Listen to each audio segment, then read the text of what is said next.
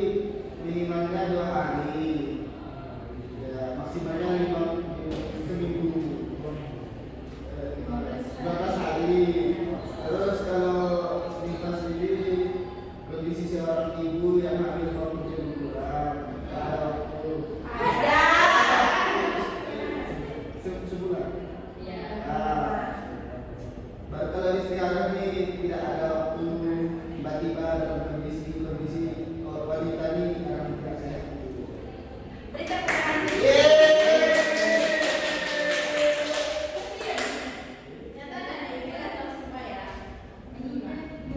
Nah, sekarang kita masuk apa sih yang menjadi perbedaan antara haid, nifas, dan istihadah?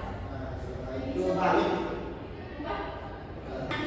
Yang menjadi berbeda selain yang dijelaskan ini tadi, yang menjadi berbeda kalau haid dan nifas itu jelas perbedaannya ya. Sekarang kita tanyakan apa sih yang menjadi perbedaan haid, nifas dengan istihadah.